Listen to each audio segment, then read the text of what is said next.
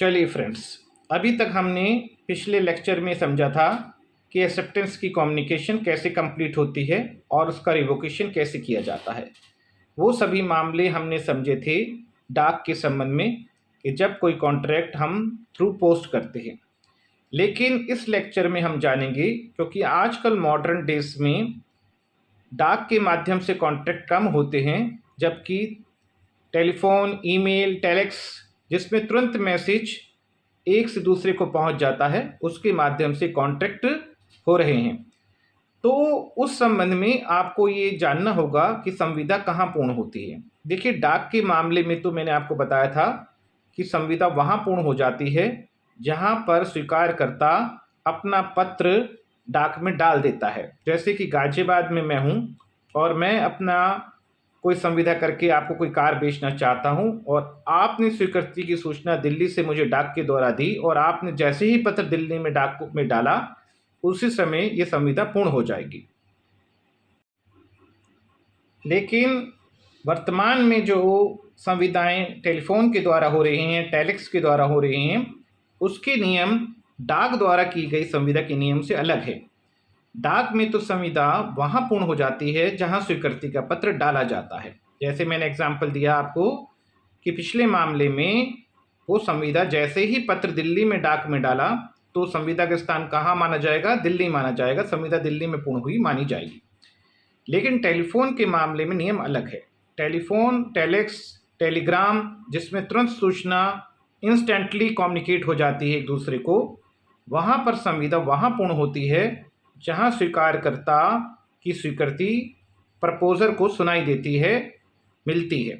जैसे एक महत्वपूर्ण जो है एग्जाम्पल आप समझते हैं इसी मामले को, कि जैसे गाजियाबाद से मैं अपनी कार आपको बेचना चाहता हूँ। मैं प्रस्तावक हूँ, प्रपोजर हूँ, और मैंने आपको फ़ोन पर एक प्रस्ताव रखा कि मैं 10,000 रुपये में अपनी कार आपको बेचना चाहता हूँ। जैसे ही मेरा प्रस्ताव आप तक पहुंचा, तुरंत फ़ोन पर आपने कहा कि मैं इसे खरीदने के लिए तैयार हूं। आपकी स्वीकृति की सूचना मुझे कहाँ पे सुनाई दी? मुझे गाजियाबाद में सुनाई दी। तो जहाँ पर आपको स्वीकृति की कम्युनिकेशन मिलती है टेलीफोन के माध्यम से, संविदा वहाँ पूर्ण होती है। यहाँ पर भले ही स्वीकारकर्ता ने स्वीकृति दिल्ली में बैठ के दी है, लेकिन सुनाई कहाँ दी है? सुनाई मुझे गाजियाबाद में दी है और एट ए टाइम दी है। तो यहाँ पर संविदा पूर्ण गाजियाबाद में होगी। इस मामले में आपको दो महत्वपूर्ण केस के नाम याद रखने हैं। एक इंग्लिश वाद था जिसका अनुसरण बाद में उच्चतम न्यायालय द्वारा किया गया था।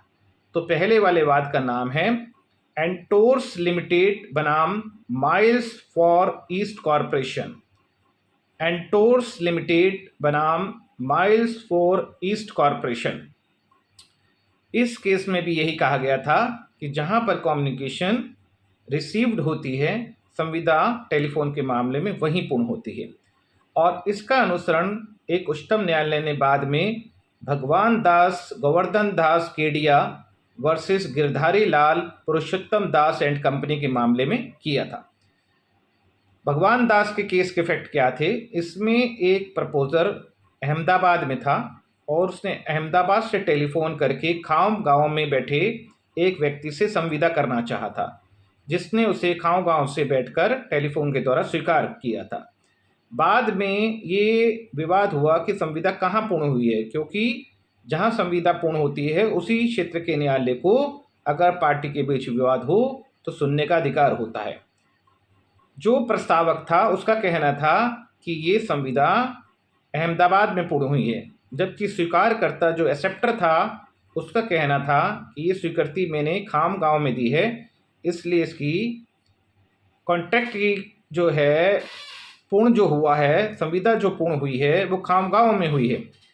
तो न्यायालय ने ये निर्णय दिया। इसी न्यायालय में Entores limited versus mile far east corporation को फॉलो किया गया और उच्चतम न्यायालय ने निर्णय दिया कि डाक के मामले के जो नियम हैं वो टेलीफोन के मामले के नियम से अलग है। टेलीफोन के मामले में संविदा वहाँ पूर्ण होती है जहाँ पर प्रस्तावक को स्वीकारकर्ता की स्वीकृति सुनाई पड़ती है। अतः इस मामले में प्रस्तावक ने जब जैसे ही टेलीफोन किया तो स्वीकारकर्ता की स्वीकृति उसे कहाँ मिली? अहमदाबाद में मिली। तो यहाँ पर संविदा कहाँ पूर्ण होगी? अहमदाबाद में होगी। और यही बात अगर डाक के मामले में होती, तो अगर वो अपनी स्वीकृति डाक के द्वारा देता तो वहाँ पर पूर्ण होती जहाँ पर डाक पोस्ट किया जाता। तो इतनी सी बात हमें डाक के मामले की संविदा और टेलीफोन या टेलेक्स जिसमें इंस्टेंटली कम्युनिकेशन होता है उस मामले में डिफरेंस का पता चलता है। थोड़ा सा अंतर आप ये भी ध्यान रखिएगा कि इंग्लैंड की विधि में जो संविदा पूर्ण होती है और जो भारत में धारा 4 में जो संविदा पूर्ण होने के बारे में बताया गया है, दोनों में थोड़ा सा फर्क है। भारतीय विधि के अंतर्गत जैसे ही स्वीकृति की कम्युनिकेशन डाक में डाली जाती है, उस समय मैंने आपको बताया था कि प्रपोजर बाउंड हो जाता है, और जब वो स्वीकृति की सूचना प्रपोजर को मिल जाती है तो स्वीकारकर्ता भी बाउंड हो जाता है। तो यहाँ पर दोनों अलग अलग स्टेज पर बाउंड होते हैं। इवन कॉन्ट्रैक्ट तो उसी समय पूर्ण हो जाता है डाक के मामले में जब चिट्ठी डाक में डाल दी जाती है, लेकिन बाउंड कौन होगा उससे? उस समय तक केवल प्रपोजर ही बाउंड होगा। इंग्लिश विधि के अंतर्गत जैसे ही चिट्ठी डाक में डाली जाती है उसी समय दोनों पक्षकार बाउंड हो जाते हैं। ये थोड़ा सा अंतर आपको ध्यान रखना है। इस संबंध में महत्वपूर्ण केस जो है वो एडम्स वर्सेस लिंडसेल का है। एडम्स वर्सेस लिंडसेल के केस में यही कहा गया था कि संविदा कहाँ पूर्ण होती है? संविदा जैसे ही डाक स्वीकारकर्ता द्वारा चिट्ठी डाक में डाली जाती है उसी समय दोनों पक्षकार बाउंड हो जाते हैं। जी, तो इस तरह से ये हमने समझा कि किस तरह से डाक के मामले में और टेलीफोन के मामले में संविदा पूर्ण होने का स्थान अलग अलग होता है। चलिए, अब हम थोड़े से नियम भी ध्यान रखते हैं कि स्वीकार करते समय एक्सेप्टर को स्वीकृति देते समय किन किन बातों का ध्यान रखना चाहिए। देखिए, सीधी सी बात समझिए कि यहाँ पर आपको दो सिद्धांत ध्यान रखने हैं। वो दोनों ही उससे बने हैं कि मियाँ बीबी राजी तो क्या करेगा काजी। यानी कि सीधी सी बात यह है कि अगर मैंने प्रस्ताव आपको किया है तो स्वीकृति कौन देगा? या तो आप दीजिए या आपका कोई एजेंट देगा। और आपको स्वीकृति किसको देनी है? आपको प्रपोजर को देनी है। भाई, मैं अगर अपना कोई मकान बेचना चाहता हूँ तो आप अपनी एक्सेप्टेंस किसको देंगे? आप यदि किसी मेरे दोस्त को जाकर एक्सेप्टेंस दे देंगे तो उससे काम नहीं चलेगा। इसी तरह से यदि प्रस्ताव मैंने आपको किया है तो आपको स्वीकृति देनी है, तो स्वीकृति किसको देनी है? आपको देनी है या आपके किसी ऑथराइज एजेंट को देनी है? आपकी ओर से आपका मित्र आके कह दे कि हाँ, मेरा मित्र आपसे संविदा करना स्वीकार करता है, तो ये भी मान्य नहीं है। तो इससे दो सिद्धांत क्या बने कि देखिए, आपको सूचना अपनी स्वीकृति की देनी है तो आप प्रपोजर को दीजिए, प्रस्तावक को दीजिए या उसके ऑथराइज एजेंट को दीजिए। थर्ड पार्टी से काम नहीं चलेगा। पहले इस मामले में महत्वपूर्ण केस समझते हैं कि कौन सा है जिसमें कहा गया कि स्वीकृति की सूचना हमेशा प्रपोजर या उसके ऑथराइज एजेंट को ही देनी चाहिए। थर्ड पार्टी को सूचना देने से कॉन्ट्रैक्ट नहीं बनता है। इस संबंध में जो महत्वपूर्ण केस है उसका नाम है Felthouse versus Bindley. Felthouse versus Bindley. अब ये केस भी चाचा भतीजा का ही है। चाचा जी भतीजे का घोड़ा खरीदना चाहते थे। उन्होंने भतीजे से कहा अपने नेफ्यू से कि भाई, आप इसे 33 पाउंड 15 शिलिंग में मैं आपका घोड़ा खरीदने के लिए तैयार हूँ, और यदि आपने कोई जवाब नहीं दिया तो मैं मान लूँगा ये घोड़ा मेरा हो गया। भतीजे ने कहा, चाचा जी का फ़ोन आया, उन्होंने ऑक्शनर को कह दिया, नीलाम करता को ये कह दिया कि ये घोड़ा मेरे चाचा जी ने खरीदने के लिए कह रखा है, तो इसलिए अब आप किसी को बेचिएगा मत। अब ऑक्शनर ये बात भूल गए और उन्होंने घोड़ा किसी और को बेच दिया। अब चाचा जी ने जब केस किया तो बात ये आई कि क्या इनके बीच कोई वैलिड कॉन्ट्रैक्ट हुआ भी था या नहीं हुआ था। तो न्यायालय ने कहा कि इनके बीच तो कोई वैलिड कॉन्ट्रैक्ट ही नहीं हुआ। क्यों नहीं हुआ? क्योंकि जो भतीजा है, नेफ्यू है, उसने अपनी कोई एक्सेप्टेंस इनको कम्युनिकेट ही नहीं की। एक्सेप्टेंस तो अपनी कम्युनिकेट किसको करनी चाहिए? जो प्रस्ताव करता है, प्रपोजर करता है, उसी को ही तो आप अपनी एक्सेप्टेंस देंगे। यहाँ पर तो उसने अपनी एक्सेप्टेंस ऑक्शनर को दी थी। ऑक्शनर तो थर्ड पार्टी है, तो वहाँ से काम नहीं चलेगा। इनके बीच कोई वैलिड कॉन्ट्रैक्ट नहीं हुआ था। तो एक सिद्धांत क्या ध्यान रखना है आपको अपनी एक्सेप्टेंस की कम्युनिकेशन प्रपोजर या उसके किसी एजेंट को देनी है, किसी और को नहीं देनी है। जी, तो जैसे हमने ये समझा कि आपको अपनी कम्युनिकेशन हमेशा किसको देनी है, प्रपोजर या उसके ऑथराइज एजेंट को देनी है।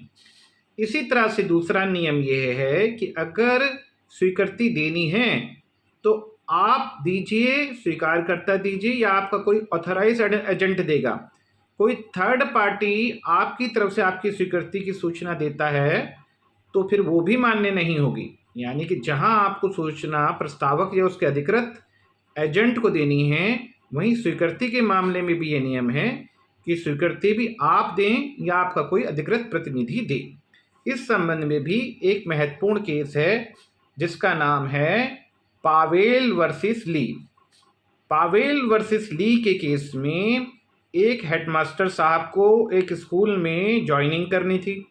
उनका साक्षात्कार हो गया, इंटरव्यू हो गया। बोर्ड ने अभी उन्हें सूचित नहीं किया, लेकिन स्कूल के अंदर से ही उनके किसी मित्र ने उनको ये सूचित किया कि आपका सिलेक्शन हो गया है। बाद में बोर्ड ने उनका सिलेक्शन कैंसिल कर दिया। तो हेडमास्टर साहब ने केस किया कि भाई मुझे तो पता चल गया था, मुझे तो कम्युनिकेशन हो गई थी कि मेरा सिलेक्शन हो गया है, बाद में मेरा नाम काट दिया गया, तो अब ये संविदा से मुकर नहीं सकते, संविदा कैंसिल नहीं हो सकती है। तब न्यायालय के द्वारा कहा गया कि आपको सूचना स्वीकारकर्ता द्वारा नहीं दी गई, ना ही उसके किसी ऑथराइज एजेंट ने दी है। आपको एक्सेप्टेंस की कम्युनिकेशन आपके किसी जानकार मित्र ने दी है और वो उसका ऑथराइज एजेंट भी नहीं था, इसलिए आपके बीच और स्कूल के बीच किसी प्रकार की कोई वैध संविदा नहीं हुई है। तो ये बातें आपको ध्यान रखनी है।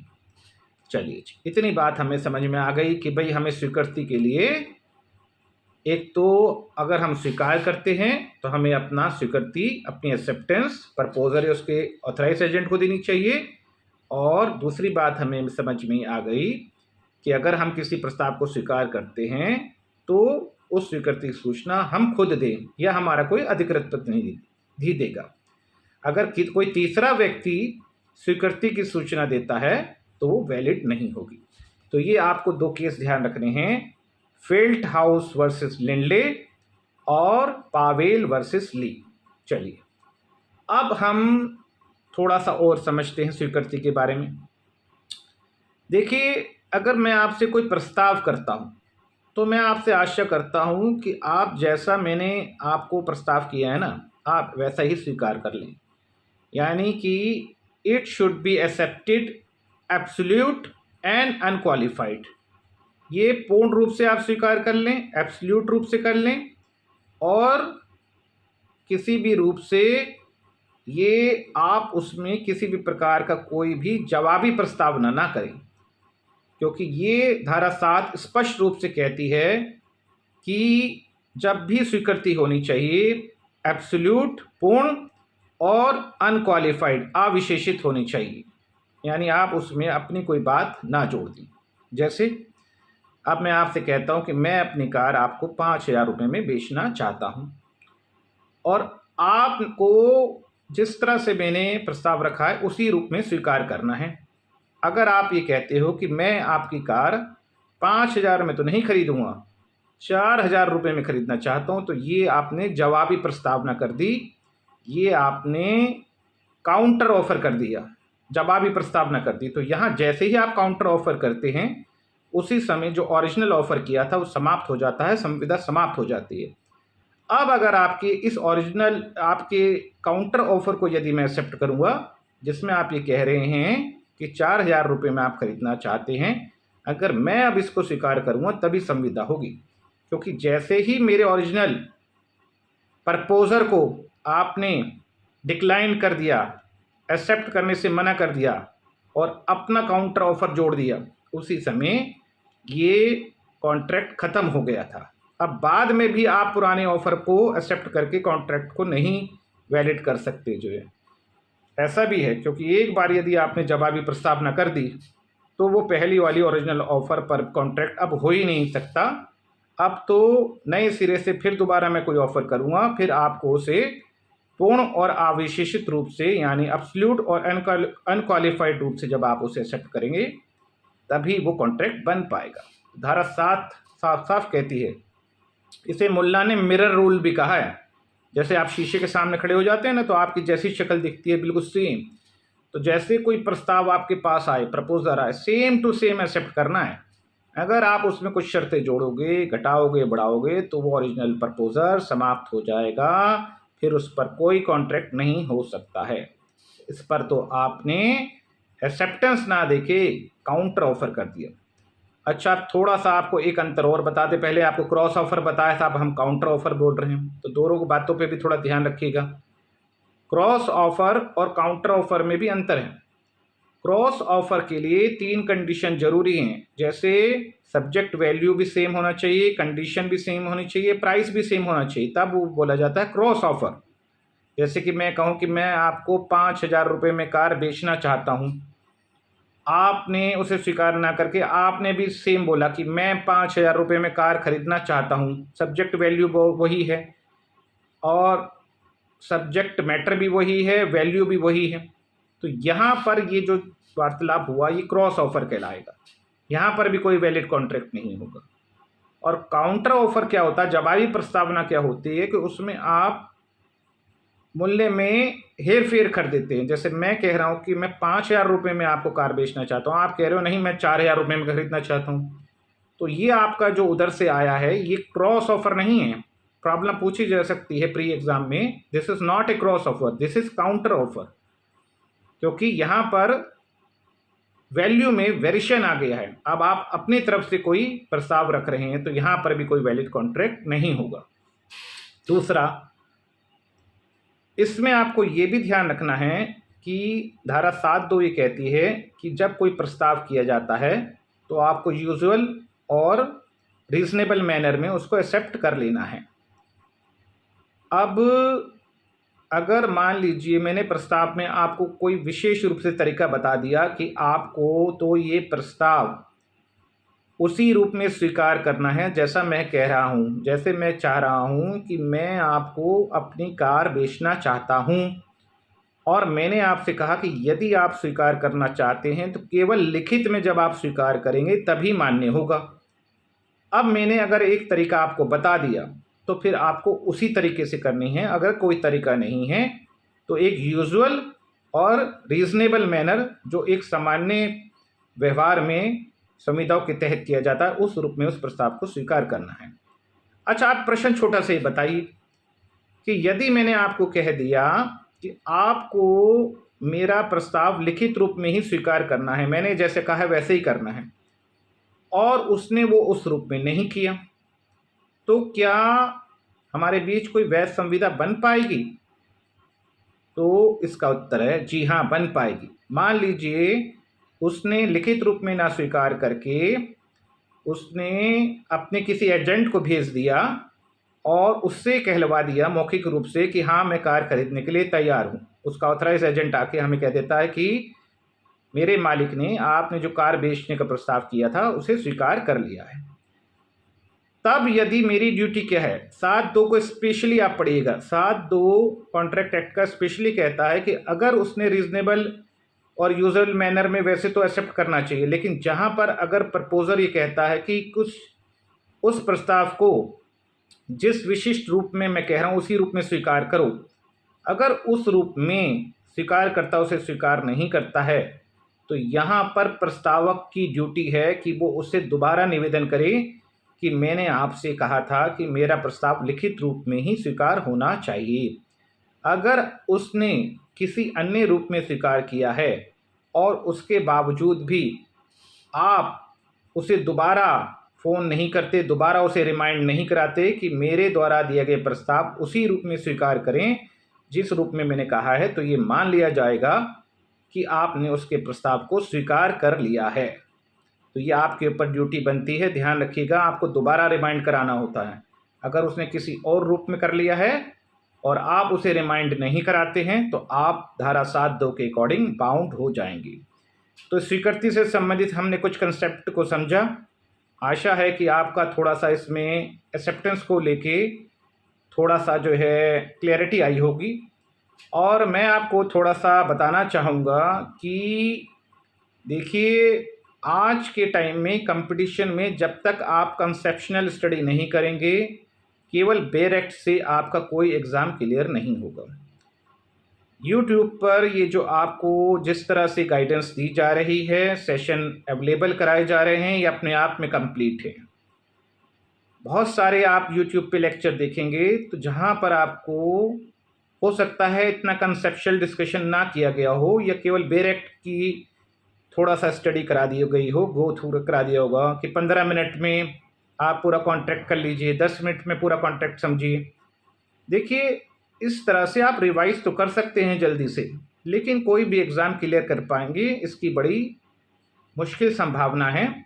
तो आप कम से कम यूट्यूब पर उन्हीं लेक्चर को ज़्यादा प्रेफ़र करें, जिसमें कंसेप्शनल डिस्कशन किया जा रहा हो, जिससे कि आपको पूरी तरह से कॉम्पिटिशन निकालने में मदद मिले। और ये लेक्चर आपके लिए मैं आपसे प्रॉमिस करता हूँ कि यदि आप इन्हें देखते हैं, तो आप पूरी तरह से अपने एग्ज़ाम को क्वालीफ़ाई कर पाएँगे, ऐसा मेरा विश्वास है। धन्यवाद।